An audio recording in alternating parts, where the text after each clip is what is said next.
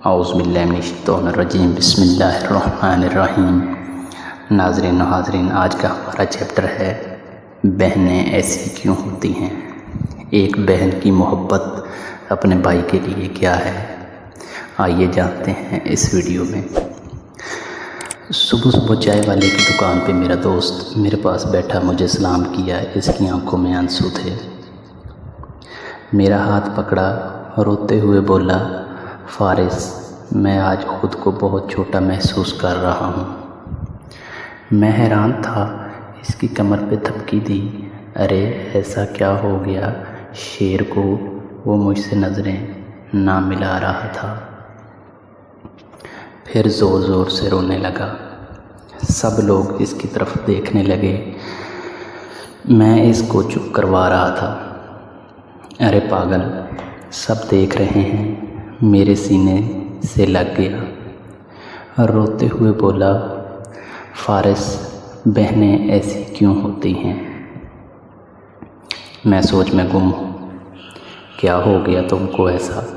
کیوں بول رہے ہو؟ کہنے لگا، فارس، پتہ ہے، بہن کی شادی کو 6 سال ہو گئے ہیں، میں کبھی اس کے گھر نہیں گیا۔ عید، شب رات، کبھی بھی میں ابو یا امی ہی جاتے ہیں۔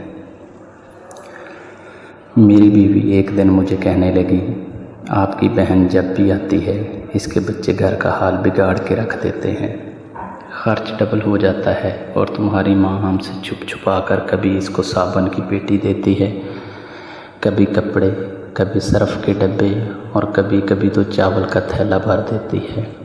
اپنی ماں کو بولو یہ ہمارا گھر ہے، کوئی خیرات سینٹر نہیں۔ فارس، مجھے بہت غصہ آیا۔ میں مشکل سے خرچ پورا کر رہا ہوں اور ماں سب کچھ بہن کو دے دیتی ہے۔ بہن ایک دن گھر آئی ہوئی تھی، اس کے بیٹے نے ٹی وی کا ریموٹ توڑ دیا۔ میں نے ماں سے، غصے میں کہہ رہا تھا، ماں بہن کو بولو یہاں عید پہ آیا کرے بس، اور یہ جو آپ صابن، صرف اور چاول کا تھیلا بھر کر دیتی ہیں نا، اس کو بند کر دیں۔ ماں چپ رہی، لیکن بہن نے باتیں سن لی تھی میری ساری۔ میری بہن کچھ نہ بولی۔ 4 بج رہے تھے، میں اپنے بچوں کو تیار کیا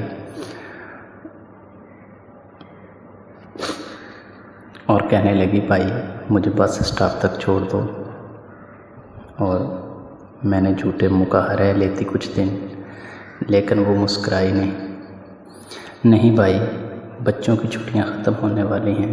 پھر جب ہم دونوں بھائیوں میں زمین کا بٹوارا ہو رہا تھا تو میں نے صاف انکار کیا، بھائی میں اپنی زمین سے بہن کو حصہ نہیں دوں گا۔ بہن سامنے بیٹھی تھی، وہ خاموش تھی، کچھ نہ بولی۔ ماں نے کہا، بیٹی کا بھی حق بنتا ہے، لیکن میں نے گالی دے کر کہا، کچھ بھی ہو جائے میں بہن کو حصہ نہیں دوں گا۔ میری بیوی بھی بہن کو برا بھلا کہنے لگی، وہ بیچاری خاموش تھی۔ کورونا کے دن ہیں، فارس، کام کاج ہے نہیں، میرے بڑے بیٹے کو ٹی بی ہو گئی ہے، میرے پاس اس کا علاج کروانے کے پیسے نہیں، بہت پریشان تھا۔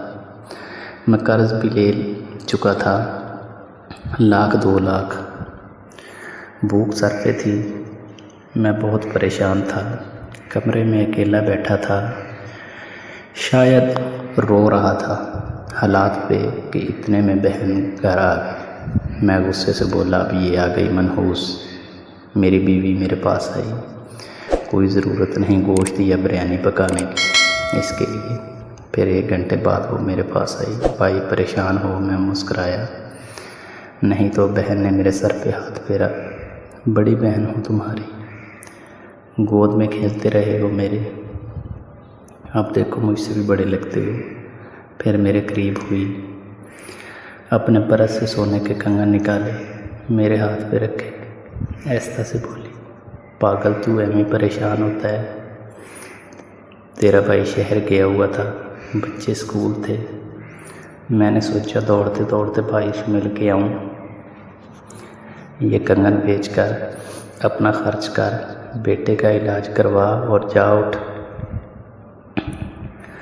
نائی کی دکان پہ جا، داڑھی بڑھا رکھی ہے، شکل تو دیکھ ذرا کیا حالت بنا رکھی ہے تم نے۔ میں خاموش تھا، بہن کی طرف دیکھے جا رہا تھا۔ وہ آہستہ سے بولی، کسی کو نہ بتانا کنگن کے بارے میں، تم کو میری قسم ہے۔ میرے ماتھے پہ بوسہ کی اور 1000 روپیہ مجھے دیا، جو 150 کے نوٹ تھے شاید، اس کی کل جمع پونجی تھی۔ میری جیب میں ڈال کر بولی، بچوں کو گوشت لا دینا، پریشان نہ ہوا کر، تیرے بھائی کی تنخواہ ملے گی تو آؤں گی۔ پھر جلدی سے اپنا ہاتھ میرے سر پہ رکھا، دیکھ کتنے بال سفید ہو گئے ہیں، آپ جاؤ بازار اور جا کر اپنی شیپ بنوا کے جلدی سے آؤ۔ وہ جانے لگی، اس کے پیروں کی طرف میں دیکھا، ٹوٹی ہوئی جوتی پہنی تھی، پرانا سا دوپٹہ اوڑھ ہوا تھا، جب بھی آتی تھی وہی دوپٹہ اوڑھ کر آتی تھی۔ فارس بہن کی اس محبت میں مر گیا تھا۔ ہم بھائی کتنے مطلب پرست ہوتے ہیں، بہن کو پل بھر میں بیگانہ کر دیتے ہیں، اور بہن بھائیوں کا ذرا سا دکھ برداشت نہیں کر سکتی۔ وہ ہاتھ میں کنگن پکڑے زور زور سے رو رہا تھا، اس کے ساتھ میری آنکھیں بھی نم تھیں۔ اپنے گھر میں خدا جانے کتنے دکھ سہ رہی ہوتی ہے۔ کچھ لمحے بہنوں کے پاس بیٹھ کر حال پوچھ لیا کرے، شاید کہنے کے چہرے پہ کچھ لمحوں کے لیے ایک سکون آ جائے۔